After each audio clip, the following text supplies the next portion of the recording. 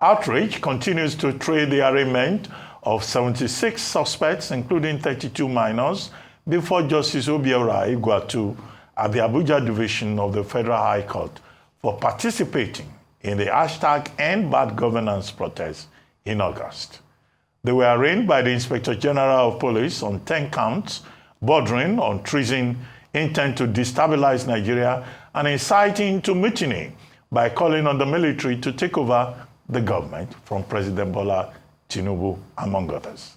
Justice Igwatu, in his judgment, declared that until they meet their bail terms, defendants who are 18 years and above should be remanded in the Kuje Custodial Center, while the minors, 18 years and below, be remanded in the Buster Center in Gwagwalada.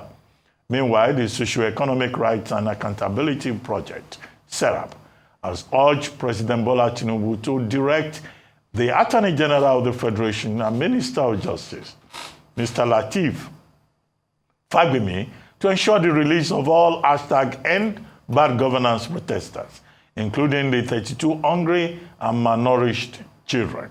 SERAP added that if the president does not act on its recommendations within 48 hours, legal actions will be taken against him.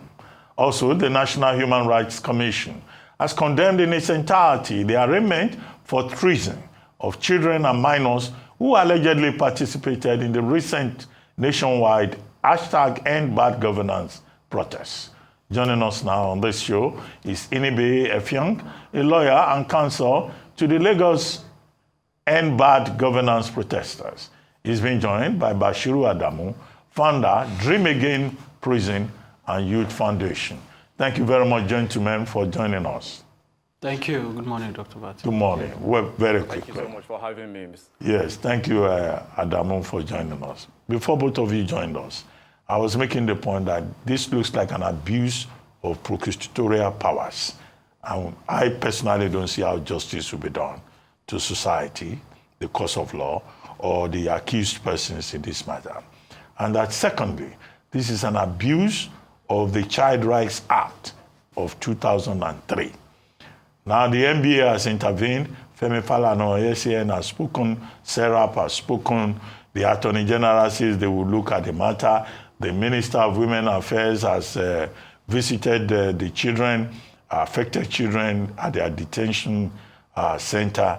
Now, what do you recommend? Because this looks like an embarrassment. Children carrying a Russian flag in a country that has dual nationality, they say they've committed treason. Children who are saying we are hungry, they say it is treasonable felony to say in Nigeria that you are hungry. What do you recommend? Because the Attorney General of the Federation, who says he will look into this matter, he has powers under sections 174 and 211 of the 1999 Constitution to enter a nolle. Should he do so? What do you recommend? What do you think? Let's start with you, Inibehe. Thank you. I think I should lay a background to this matter. Yes.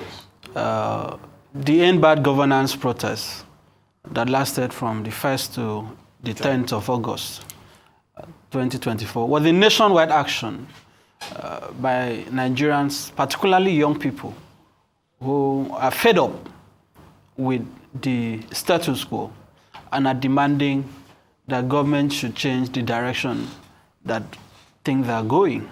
The economy is crumbling, inflation has gone very high, the purchasing power of the Nigerian people have been drastically reduced. So people are fed up, people are hungry, and that was what prompted people to come out to protest. Now, these persons that were arrested primarily between the 2nd of August. Some of them, I think 29th of July or so, but mostly on the 2nd of August. Mostly from Kaduna and Kano. There are two sets of defendants. You have the 76 and you have the 43. Okay? They are 130. Yes. The minors are 32. Okay. Now, what has happened is that they were arrested and detained in different states, particularly Kano and Kaduna, as I said, from the 2nd to about the 11th of August when they were brought to Abuja. Now, when they were detained outside Abuja, to the best of our knowledge, the police did not even bother to get a remand order. So they had already detained them beyond the constitutional period. They now went to court seeking to legalize their illegality by obtaining a remand order to keep them. Now, when they got the remand order, the learned judge, Honorable Justice Nwite, ordered that they should be remanded in the custodial center. They took them to Kuje. Kuje rejected the minors. I need to put that on record. On the basis that by virtue of Section 35 of the Nigerian Correctional Service Act, juveniles or children, young offenders, cannot be detained in the conventional facility. They are supposed to be detained in juvenile centers or remand homes. Right now, they took, you know where they took them to? They took them to former SARS facility in Abuja. The same SARS that we are told has been abolished. They were not properly fed, as you can see from the video that we also at the Federal High Court. They were deprived of their fundamental rights. Now, on the basis of law, this should never have happened. This should never have happened. Because there is now a very duplicitous, very deceitful attempt to say that this is a government that, is trying to prosecute people who were involved in violence or whatever. But what we are seeing is that this has more to do with criminalization of protests. Now, you arrested these individuals, and you also took those that are also minors, and also detained them. And by virtue of Section 15 of the Child Rights Act, you cannot try a child in the conventional court. It has to be either the family court or the juvenile court. And you cannot also detain a child or minors where adults are supposed to be detained. In fact, even the Administration of Criminal Justice Act, Section 451, says that in the prosecution or trial of children or minors, that it shall be as provided for under the Child Rights Act. So what was the basis for taking these children before the Federal High Court? To remand them in a manner that has brought embarrassment to the entire country, and to the point that some of them had to basically be rushed to the hospital. And this is 3 months after they were arrested. So they've been for 3 months. For 3 months. Not even an adult. For 3 months. 3 months. Before they collapsed at the Federal High Court. These minors have been kept in custody for the last 3 months, Dr. Bati. Not properly fed, not properly clothed, their welfare not catered for, some of their parents and relatives not even having knowledge of where they were kept. So it took series of applications in court to even force them to file this charge. And look at the charge they are filing against them. What do you recommend? Several things must happen immediately. In the first place, yes, the Attorney General has said he's going to review the file. Was he not aware? Can the learned senior advocate of Nigeria, Fabemi Effiong, tell Nigeria that he's not aware, that he did not know that this charge was going to be filed? Yes, the police has prosecutorial powers. But when did the Nigerian police start prosecuting treason? It is usually in the Ministry of Justice. But this has now become a joke. A joke. And you look at what are they talking about? That they were protesting, some of them were carrying Russian flag, all sort of ridiculous things. And you are saying that children, that some of them are 13, 14, 15, they wanted to overthrow President Tinubu. So the president is so terrified by children. President Tinubu is so terrified that children were going to overthrow him, that they were going to wage treason against the federal government of Nigeria. No, this is an embarrassment. It's not President Tinubu. It's the state, Kwa state. No, they said they wanted to overthrow the president. Yeah, but it's the state. Well, that is what treason is. If you are charging someone for treason, it's the state. Treason by law is defined as an act that is aimed at overawing the president or a governor. No, but it's not President Tinubu in this case. Well, we don't have another president. It's the state protecting. We don't have another president. Adamu is there. Adamu, please, what do you think? And then what do you think of the role of lawyers and judges in this matter? Is it that the lawyers are forgetting their Child Rights Act, the ACJA, Administration of Criminal Justice Act of 2015, the Police Act. Is it that lawyers don't know the law anymore? Leave out I don't want to go after the judge. But what is happening? So it is difficult to have hope, but I still choose hope than despair. It is also very difficult to have faith, but I still choose faith than fear. And it is also very difficult to have compassion these days, but I still choose compassion than fear. Nelson Mandela said something very important, and I want to bring us to that. He said, to judge a country, we don't judge a country by how we treat the highest citizens, but how we choose those who are vulnerable. Talking about this matter, you're asking me about what do I think about the lawyers and the judges in this regard. I want to state categorically here that both England and Nigerian have a law that consider minor under 10 if they commit any offense to be apprehended. Now, we also have, under the Criminal Act, I'm not a lawyer, so I allow the lawyers to do most of the talking. Our organization, Dream Against Prison and Youth Organization, focus mostly on reformation, rehabilitation of people who are in detention or in correctional facility across Nigeria. Now, there is a law under the Criminal Code, Section 30, that states that minor under 7 cannot be considered as criminal, while minor under 7, between 7 to 12, may be considered as criminal. Section 32 of that same act says that minor between 12 and 18 will be considered as criminal based on maturity. Now, the people we're talking about today, I 100% totally empathize with them, seeing them on TV. I also empathize with us as a nation. And most importantly, I empathize with the family. Now, I want to ask us this question. If they have been in custody for about 3 years, according to what Effiong has said, for 3 months, where have been the lawyers? Where have been our journalists, our media? What has happened with the parents? Were they not aware that their children were under detention? Because for most Nigerians, until these children were brought on air last week, in court, most people were not aware that these children were under detention for about 3 months, according to what Effiong said.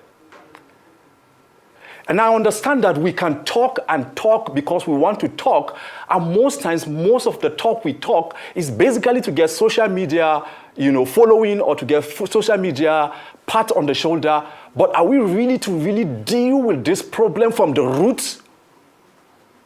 We're talking about minors here who are supposed to be under the tutelage, the care of their parent. Now, I want to ask a question. They say they are from Kaduna and Kano. What has the state governors from Kaduna and Kano done for 76 children from Kano and also 40-something children, as Effiong has mentioned, from Kaduna? What has the state government done? We can do all of the blame game, and this has been burning in my heart, and I want to say this to the president and to whosoever will become president in the future, to the governors and whosoever will become governors and all leaders. Listen, I want to say this, that as we campaign for elective position, we must go beyond telling people what we want to do for our country to change the country.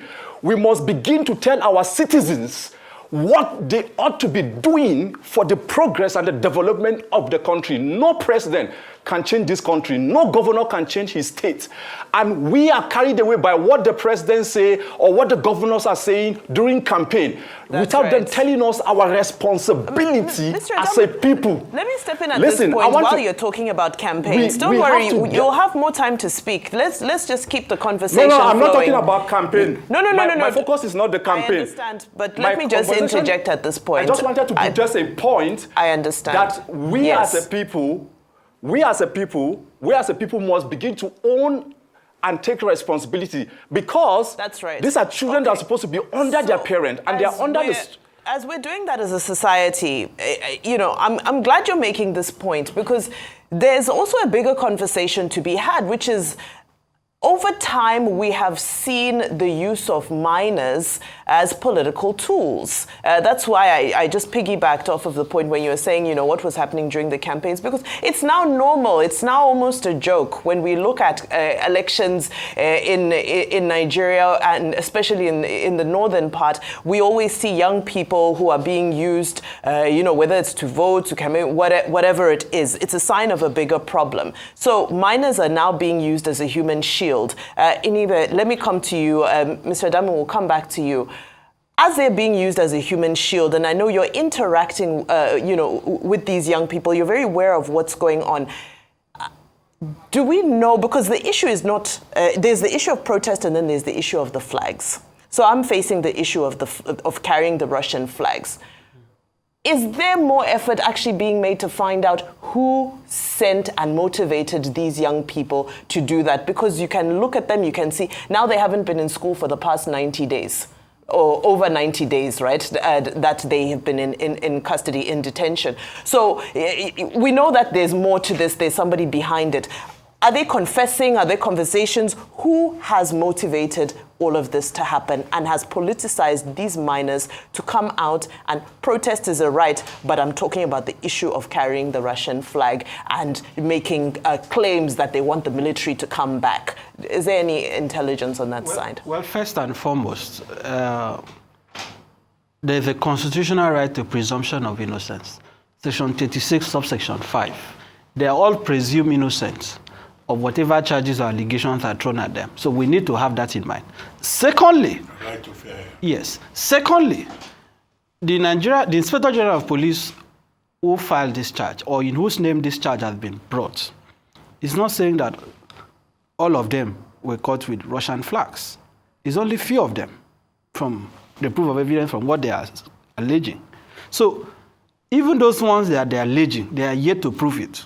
So, and thirdly, I don't want to go into whether Russian flag is, because the matter is now sub judice. All I can tell you, and I've made my personal feelings known, would the argument have been different? This is just for academic reason.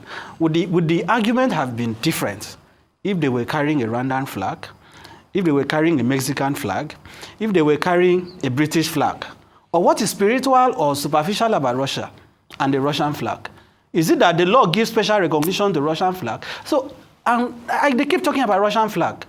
In hotels in Nigeria, we see Russian flags. We see foreign flags. Even in churches, we see foreign flags. So what is the almighty thing about Russia and their flag? And in any event, what are we talking about? The constitutional right to freedom of expression, the constitutional right to peaceful assembly, as guaranteed by Section 39 and Section 40 of the Constitution, is not limited to adults. So you cannot say that because they are 13, if they are hungry, they must tie themselves to their home. They should not come out and say that they are hungry. They have the right to protest. What we are saying is that, assuming without considering, for argument's sake, that there is even a case, a prima facie case, or a probable case against these individuals, particularly the minors, what is the procedure under the law? How are you supposed to treat them? I started by saying that this is not about punishment for crime. The Tinubu regime or the Tinubu government has made up its mind that protest is going to be criminalized. It's not limited to these people that are on trial. Even in Lagos, you saw it during the anniversary of the SARS. You saw what happened. You saw what is happening across the country. Anybody today that is carrying placard is seen to be trying to overthrow the president. And I'm asking, this is a president that we are told was active in Nadeko, that we are told fought the military. The fact that Tinubu is being threatened by 13-year-old is an embarrassment to Nigeria. That we have a president that children are frightening, that children are trying to overhaul. And you have the Inspector General of Police going to court to file this charge. So that is why it brings me to the next point. Few things have to happen quickly. Number one, the Attorney General, pursuant to his power under Section 174 of the Constitution, must enter a nolle prosecute, discontinue this charge immediately. The police officers who filed this charge, I must be forced to say, should be investigated. They should be made to answer some questions. Because what are we talking about? Just this morning, somebody called me from India. A prominent media organization in India is asking me to comment on the matter. All international media, they are seeing. And you're asking investors to come to Nigeria. And they are saying that in your children, that 13-year-old can overthrow the president, that you can take children to court, they are malnourished. What is the picture? What is the image? So what they are doing, forget about the church. What they are doing, they are telling you that the next time you are hungry, the next time you want to end bad governance and people are coming out to protest, don't join them. And the kids look. That is what this is about. Very hungry. Also, can you counter-sue these people for the irregularity in the process? Why will kids stay 3 months? You get enforcement of fundamental rights. Thank you for that, Dr. Bati. Why will kids stay 3 months without being charged in the first place? Are you going to counter-sue as regards that? Secondly, the IGP or somebody, let me say a spokesperson of the government, of the police, did say that the kids faked that scenario.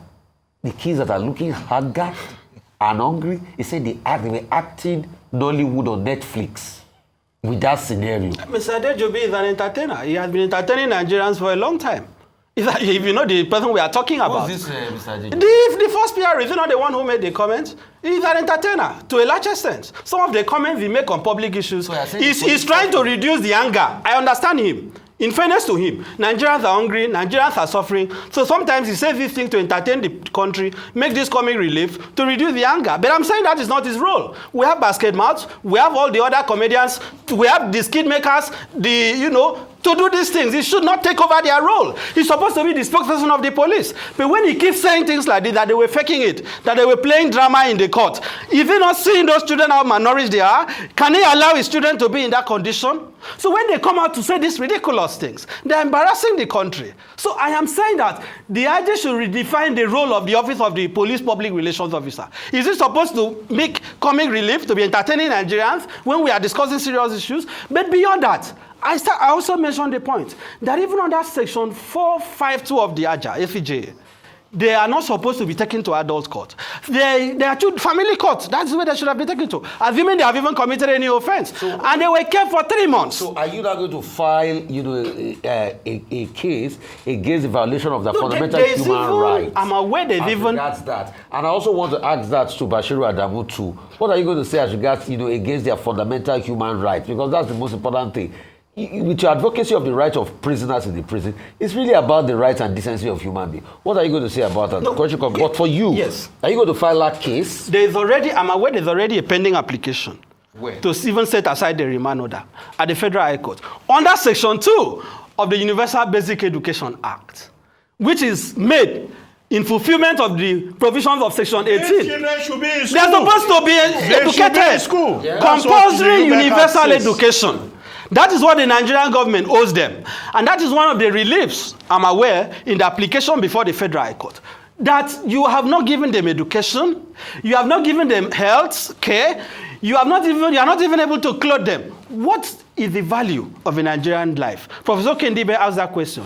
And he ended by saying, it is worth less than a coin. And nothing exemplifies that more than this. That you will have children in the most populous black nation on earth being painted before the international community as some terrorists, as some criminals. And you cannot give them education. You have denied them everything. So what is really the value of a Nigerian? You made the point, but Rufai wanted Mr. Adamu to also say something. But the big point is that the UBEC Act requires those who are minors to be in school. Why should Nigerian children not be in school? And they will be answering charges for treasonable felony.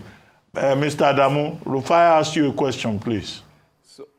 So talking about the welfare of the children, remember Like I said earlier, I 100% empathize with these kids, seeing them on TV and malnourished. I don't know their state before they were apprehended and detained for 3 months. And I asked a sensitive question that probably Effiong would need to answer us, and the media will also need to answer us. If for 3 months our children were detained, what happened? Why did we not get to know that as a public? What happened to the parent? But the welfare of the children were also, there's a disturbing video I saw during this period.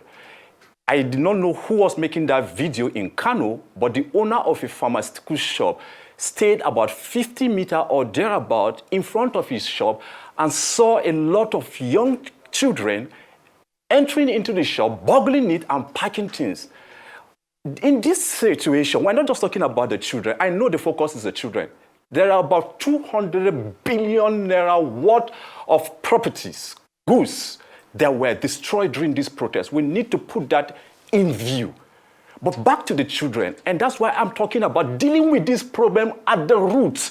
It is not just about cutting the tree, but what is the root cause of having minors on the street whom we are supposed to be in school? Where were their parents? And I asked, where were the state governors when they were apprehended from their state and taken to Abuja? The welfare of these children is extremely important by law, whether they're in the juvenile center, whether in the correctional facility, or they're in any detention facility. And when you talk about their welfare, of course you have not charged them, so they are not yet guilty. Until they have been taken to court, you charge them. If they are found guilty, then now you can decide to do according to the law, deal with them. But under detention, their welfare is extremely important when it comes to their psychological well-being, when it comes to their feeding and their health. And like I said, in our advocacy, basically what we've been doing for the past 3 years is to go into the prison with huge success story to set up libraries and educate people to maximize their time to add value to themselves.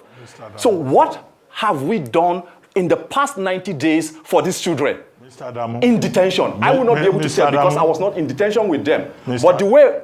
Mr. Adamu, sorry to cut you short. You've been stressing this point about the fact that the accused person spent 97 days. Now, in a statement to Mazi Afamosigwe, SAN, the president of the Nigerian Bar Association, now, Mr. Femi Falana cited the fact that under Section 45 of ACJA and under the Police Act, magistrates and chief judges, they are required to visit detention centers on a regular basis, whether it's police stations, and to see whether there are persons who have been kept there and that those persons should be released or they should be arraigned. Now, you work in the prison territory. Anyway, no pun intended. But why is it that that system fails? Why is it that the magistrates don't do their work, the judges don't do their work, and people will stay in detention facilities for over 90 days against the provisions of the law under sections 35 and 36 of the 1999 Constitution? Mr. Ruben, sir, it is really, really pathetic. And I share with you a short story. One of our students in one of the correctional facility was going to court to be given bail.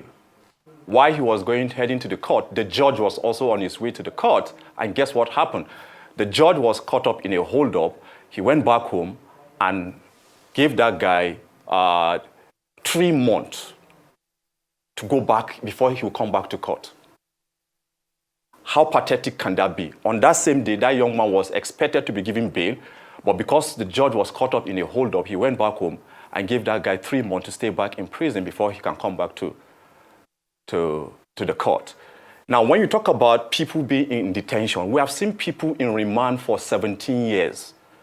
I have a young man today in Kuje facility, whom his name is Hart, whom has taken advantage of the situation within the Nigerian correctional facility. He came in when he was 22 or 21. He's currently 33. Through personal discipline, this young man took his life in his hand, did his first, he got his secondary school certificate in prison, got his first degree, he has done his master. By the grace of God, our organization has helped him to write his book in prison. He has written 5 books now that to be launched by the grace of God with the intervention of the Minister of Interior. But that's not why I'm going to. Now there are people in correctional facility. The people. Okay, wait. The people in correctional facility. It's not the challenge of the Nigerian prison system, because Nigerian prison system or the Nigerian correctional facility system is to keep. The problem is with the judiciary. If the judiciary do what they are supposed to do, the problem of even the congestion in the prison will be reduced drastically. Yeah. So we have a lot to do when it comes to the judiciary. That you've made. Bashir, Adamu, I'm so sorry. I wish we had more time, but certainly heartfelt passion. We hear what you're saying. Thank you so much. Of course, here in studio, Inibehe, Effiong, impassioned as well. Listen, I do hope that the necessary authorities are watching. Action needs to be taken. We hope to see movement on this case as soon as you get out of here. We'll be looking forward to more updates.